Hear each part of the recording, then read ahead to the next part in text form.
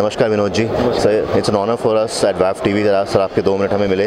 तो सर 3 साल बाद ऑटो एक्सपो हो रहा है, सो कैसा लग रहा है आपको और पूरी इंडस्ट्री को? बहुत ही एक्साइटिंग है कि आप देखिए क्राउड में भी कितना एक्साइटमेंट है, कितना अच्छा पार्टिसिपेशन है और काफ़ी लोग नज़र आ रहे हैं। People are evincing lot of interest in the new technologies that we have displayed. Sir खासकर अगर वॉल्वो आइशर की बात करें, आपके पेविलियन पे एक बहुत ही इनोवेटिव प्रोडक्ट नज़र आया था जो है IC engine powered by hydrogen.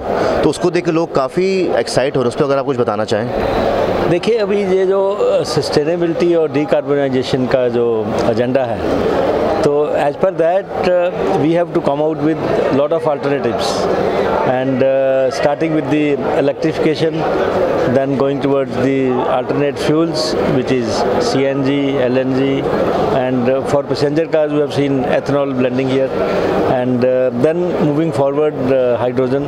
Government has already approved the green hydrogen mission, and now under the hydrogen as a fuel there are 2 options. One is fuel cell and other is H2 ICE, which is the hydrogen with internal combustion engines. And if we are able to do hydrogen with internal combustion engines, then initial acquisition cost comes down significantly because we use the same engine system and the fuel is hydrogen, and then it is with zero tail emissions. So the purpose is met. So it's basically we are fuel agnostic, and H2 ICE the only challenge will be what is the price of hydrogen.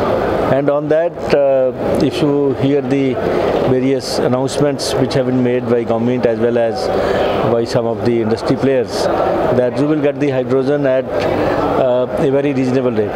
If the hydrogen is available at a reasonable rate, then H2 ICE is the real alternative for long haul trucks.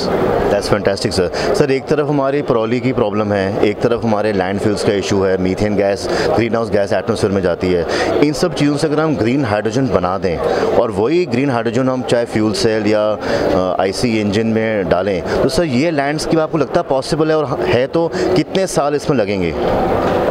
Hydrogen में अभी काम शुरू हुआ है काम India में hydrogen बनने का। हाइड्रोजन तो ऑलरेडी है वैसे, पर वो ग्रीन हाइड्रोजन चाहिए हमें फॉर जीरो टेल इमिशंस।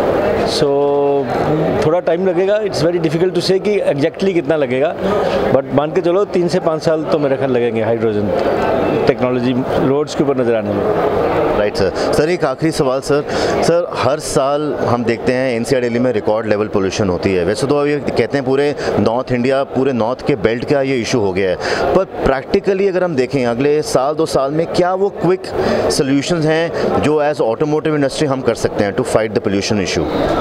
एक तो ये देखिए हम अल्टरनेट फ्यूल्स के ऊपर इतना काम चल रहा है। अभी आपने देखा होगा एथनॉल फ्यूल में flex fuel vehicles are there, and so the पराली का जो बर्निंग का जो इशू है उसमें अवेयरनेस काफ़ी फार्मर्स के साथ आई है। तो पराली को अभी हम एथनॉल में कन्वर्ट करने की बात है। जैसे पानीपत में प्लांट लगा है और संगरूर में एक कंप्रेस्ड बायोफ्यूल्स का प्लांट लगा है, तो जहाँ पे वेस्ट से आएगा fuel.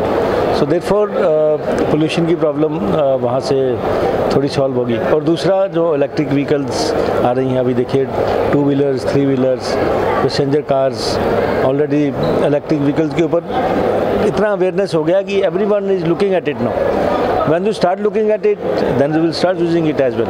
So therefore, as we move more and more into the green fuels, environment friendly fuels, and then also solve the problem of stubble burning, I think pollution will be coming down progressively. And these are fantastic words, sir, and we are confident with a leader like you, these dialogues would surely convert to action. Thank you so very much, sir. Really appreciate it. Thank you very much. Thank you.